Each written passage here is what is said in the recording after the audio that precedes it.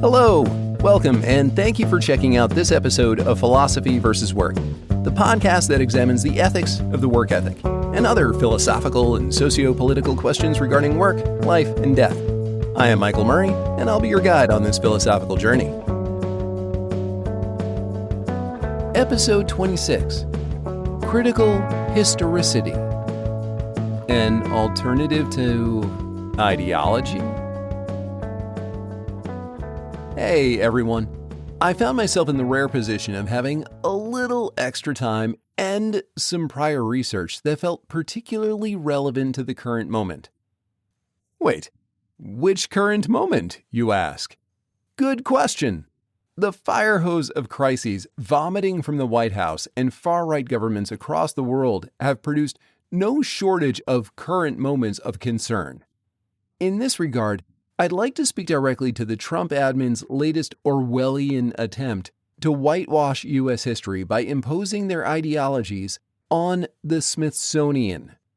To ensure the history on display comports with Trump's America First policy goals, i.e., white, Anglo-Saxon, Protestant, and let's not forget that America First was literally the slogan of the American Nazi Party in the 1930s. Feel free to check out Nazi Rally, Madison Square Garden if you want to check out this horror show. As someone with a deep interest and respect for history and love of museums, and some extensive study of the intellectual and political history from the 1920s to the 1990s, this particular move is deeply troubling to me.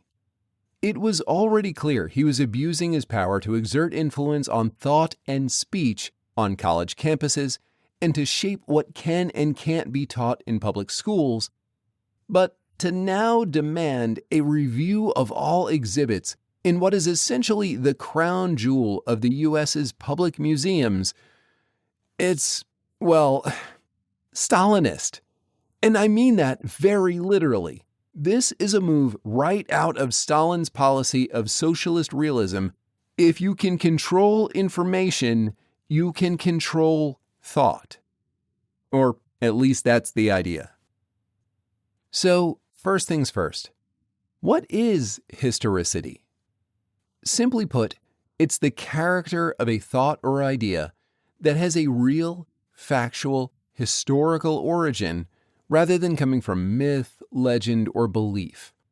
The term pops up in the late 19th century with Hegel's, and forgive my rusty German, Geschichtlichkeit, as a study of the nature of history, and carries forward into Husserl's and Heidegger's phenomenology, Marx and the Frankfurt School's historical materialism, Nietzsche and Foucault's genealogical methods, etc.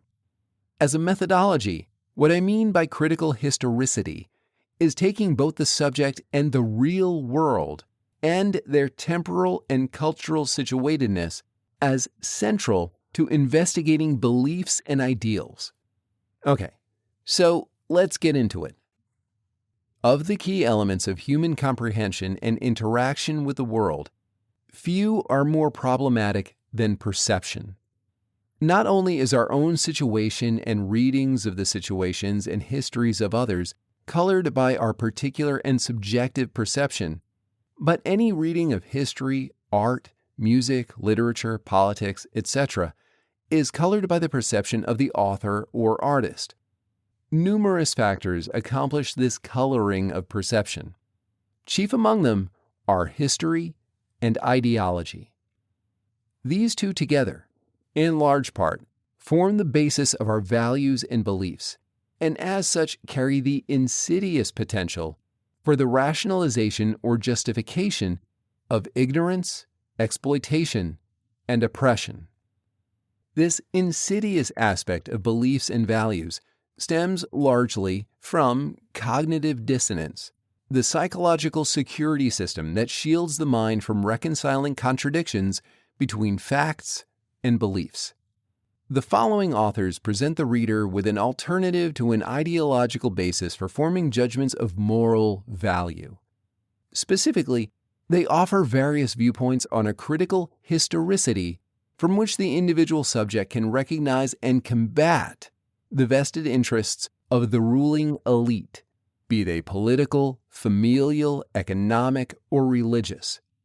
I propose that it is only from this critical vantage point that a compelling judgment, which compensates for the subjectivity of perception, can be made.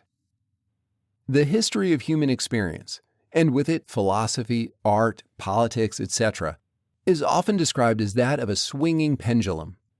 And yes, the metaphor is problematic. Putnam points out in The Upswing, while discussing the faults historians have with his argument, that the breadth of evidence identified makes it difficult to form a clear narrative, and that social scientists have with it, that the breadth of evidence conflicts with a requirement for particular causation, that the problem with the pendulum of history narrative is that it implies natural endpoints of social movements and focuses political action on finding equilibrating forces. So, it is true that history is rife with both concurring and reactionary social trends, and that there appears to be an arc of moral justice that favors progressivism, and that neither make any guarantee about the future.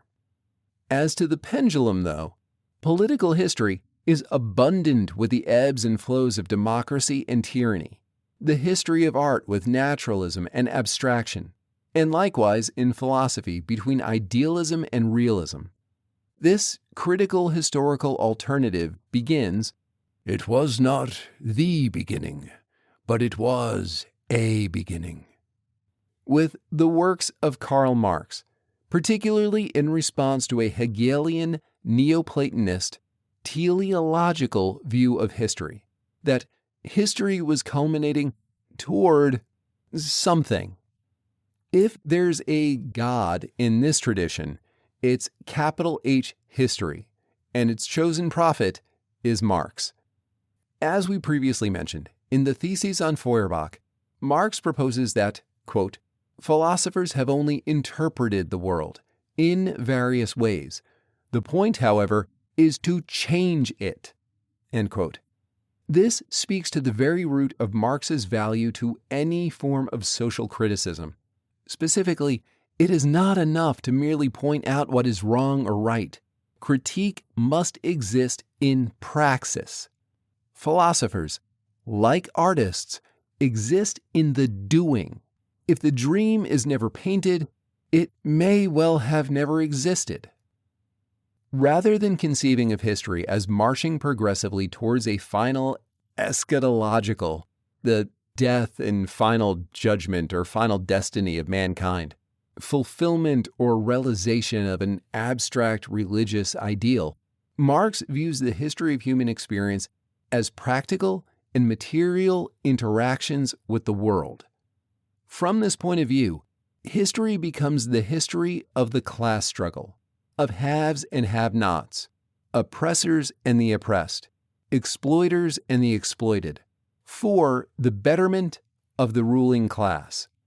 The persistence of the ruling class's position stems in part from their access to resources, such as wealth, education, and better conditions of shelter and nutrition that generally lead to better health, but more so in the ideological indoctrination of the subservient class. The exploited class is convinced from childhood through their elders, their schools, and churches that, 1. Their hard work will be rewarded either materially, for example, the American dream, or eternally, toil and suffering are the path to heaven, and or 2.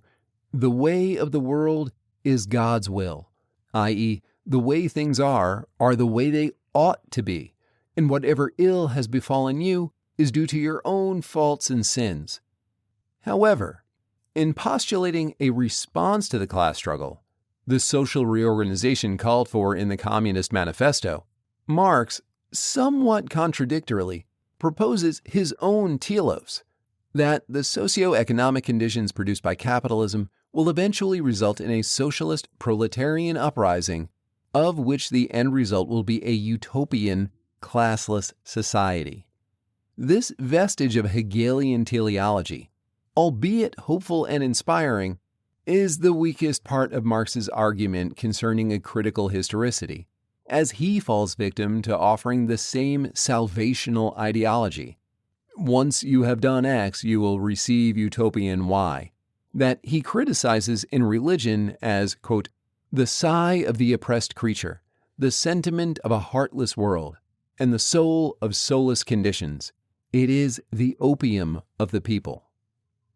Further insight into the human experience can be gleaned from Sigmund Freud's writings, particularly his speculations, which tread the borders of science and philosophy.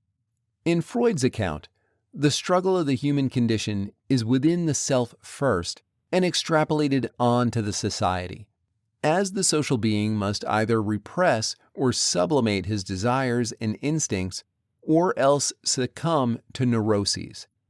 As it regards the critical historical perspective, Freud's analyses of obsession, narcissism, and consciousness offer an alternative to the origins and functions of religious worship, conceived otherwise as divine, that is consistent with a practical, material conception of the human experience. From Freud's work, a critique of ideology that accounts for its power over the individual's perception and comprehension of the material world, reinforced by observational psychoanalysis, can be realized. Okay, so there are considerable parallels between Plato's essentialist idealist world of forms and the religious world of divine will. Specifically, that there is an essence or ideal form of something that is unknown to us, and we experience, rather, only shadows of the truly real. In a similar understanding of reality, many religions invert this conception to claim that the true form of the self is the soul, and that our experiences are mere transients en route to an existence with the divine. What Freud puts forward in On Narcissism is the comparison of this level of comprehension of the world with the level of understanding of primitives and children. The inversion of idealism into a human essence or soul and its magical properties parallel the inversion of libidinal cathexes, quote, withdrawn from the external world, end quote, towards the self. The believer in religious ideology thus adopts a conception of the world that is only considered sane due to the sheer number of fellow believers. Their behaviors, otherwise, quote, if they occurred singly, might be put down to megalomania, an overestimation of the power of their wishes and mental acts, the omnipotence of thoughts, a belief in the thaumaturgic force of words, and a technique for dealing with the external world, magic, which appears to be a logical application of these grandiose premises, end quote. Freud elaborates further in The Future of an Illusion how the introduction to the child of rules, frustrations, and other such external coercions become ingrained in their mental processes and internalized to the point where they form the very parameters under which the adult feels they can act, quote, as a social and moral being. The point here being that the individual cannot even make a value judgment regarding their own life without first looking back upon how their present views came into being, which ideologies, desires, and frustrations have shaped those views, and whether or not the decision they are making is truly their own or the product of external coercions. In order to form a critical historicity of both the self and the species, there is perhaps no better author to turn to for a scorched earth assault on the beliefs and value judgments of our all too human condition than Friedrich Nietzsche.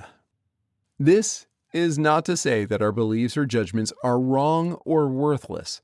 Rather, the opposite is true, and precisely why they must be unsparingly critiqued. Supporting this position, I think Deleuze's concept of the freestanding work of art, as described in What is Philosophy, provides a fresh perspective on Nietzsche's revaluation of all values. Notes the authors of The Philosophy of Nietzsche, quote, with daybreak, 1881, also translated as The Dawn, begins Nietzsche's campaign against morality. The campaign is not an arbitrary conflict against morality for the sake of immorality, but rather against morality as it was socially and religiously conceived for the sake of its redemption. Specifically, redemption from an essentialist, externalizing religion that Nietzsche saw as denigrating the body and the material world. This was an assault against a morality of decadence and resentment that justified suffering and extolled weakness and subservience as values. A revaluation of beliefs and morals is fundamental to the preservation of morality because without a critical examination, morality is meaningless. Morality, like history, does not exist in essence. Rather, it is the judgments on the consequences of actions. The fault with religious morality is that it places as its highest goal the reunion of the soul with God. It is a morality that cares nothing for self-preservation and justifies exploitation and suffering as a test of one's will to determine who will be worthy in the afterlife. As such, it is a morality that sanctifies death and vilifies life. It should come as no surprise that the same man that struggled against a morality focused on the soul and its attainment of a reward in the afterlife as an affirmation of morality itself should also regard the physical affectivity of art so highly. For Nietzsche, art is every bit as serious as existence, and in the foreword to Richard Wagner, the preface to The Birth of Tragedy, expresses his, quote, conviction that art is the highest task and the proper metaphysical activity of this life, end quote. On this point, as I alluded to a moment ago, I believe Deleuze offers some elucidation as to the revaluation Nietzsche finds necessary in order to affirm morality. The work of art, according to Deleuze and Guattari, is a being of sensation and nothing else. It exists in itself. Conversely, morality in itself, according to Nietzsche, is the sign of the decadent priestly morality. Deleuze and Guattari go on to explain how art must be able to stand up on its own, i.e., that it must, as a being of sensation, stand up as a monument of the sensations preserved within it. However, there is nothing preserved within morality. Rather, morality and immorality are judgments contingent upon actions that have been taken. They only exist after the fact. To make a monument of morality is to pretend that society and culture are somehow stagnant, immutable, and unchanging. History is rife with examples, political and religious, of events that were once considered moral or ethical but have since fallen from grace. Eugenics, slavery, genocide, torture, race-based discrimination, the Crusades and the Inquisition, just to name a few. And a few that sadly appear to be coming back in fashion.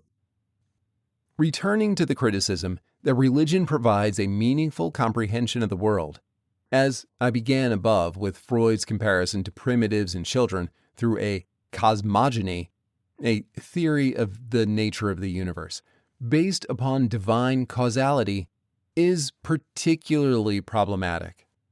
In this sense, religion is a profoundly seductive ideology that offers the believer a childlike understanding of the world that never need offer a more substantial explanation than a parent's "because I said so." It's all too easy and all too human to accept the doctrines of creationism and divine will.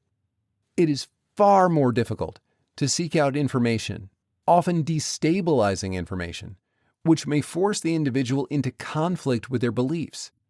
The individual willing to engage critically with their own morals, beliefs, and history must be willing to come face to face with their own naked ideologies, their fears and their weaknesses, not to mention the real possibility that their beliefs and the beliefs of those they love may be wrong.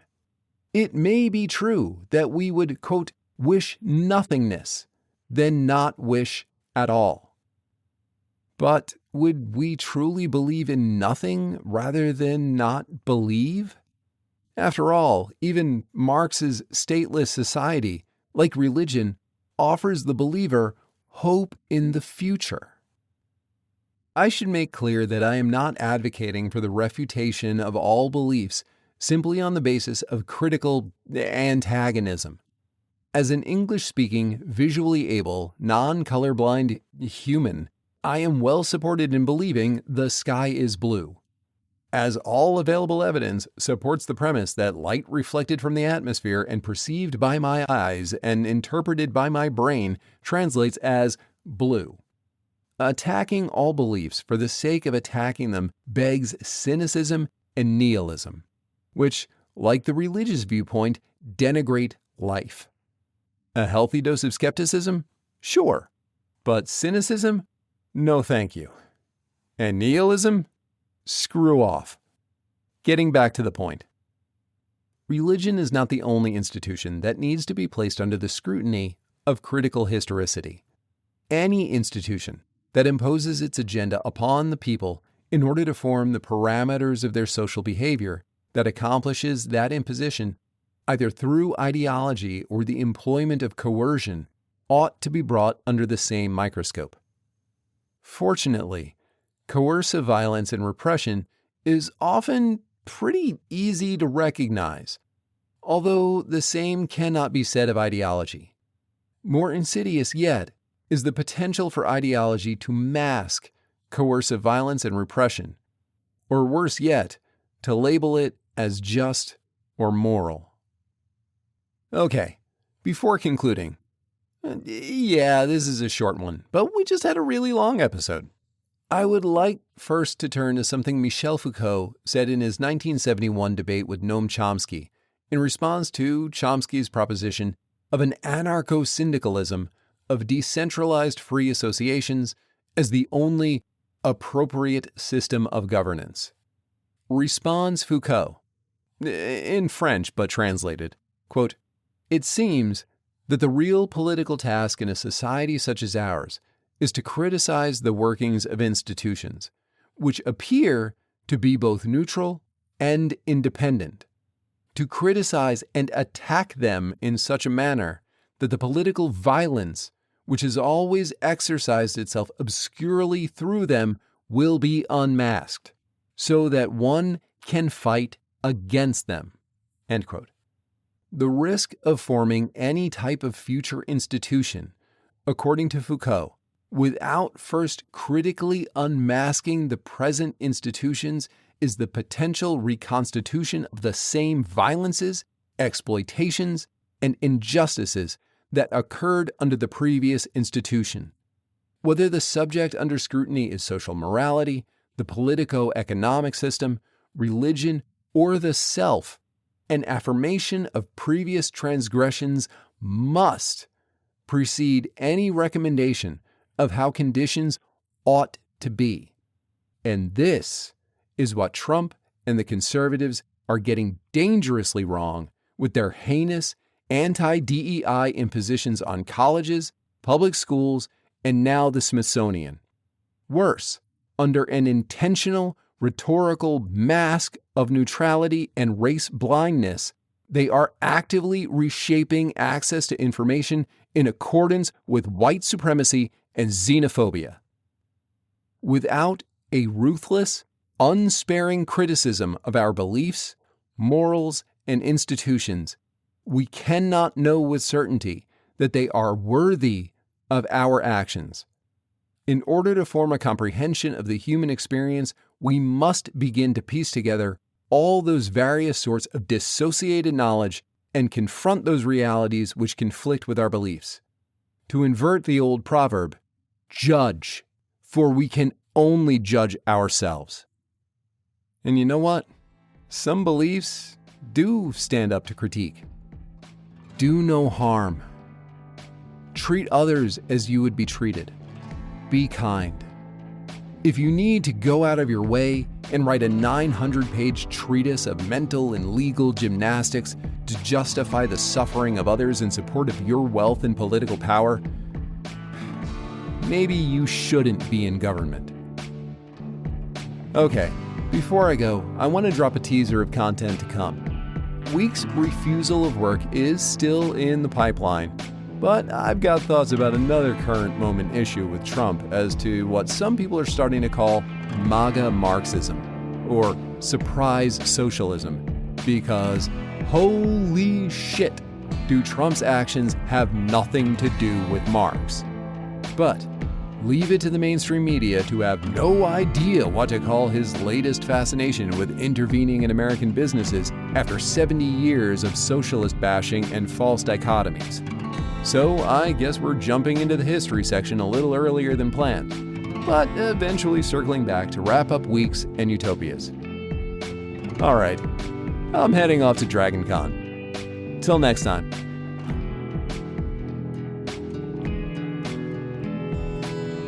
If you enjoyed this episode of Philosophy vs. Work, well, you know the shtick. Please like, subscribe, follow, leave a review.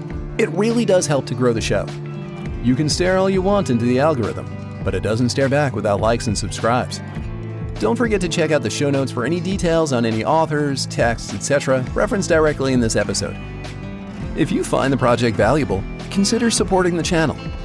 Or maybe you're feeling generous and just want to support my coffee habit, or keep Keo and catnip. Either way, links to support the channel are in the doobly-doo below. Thank you.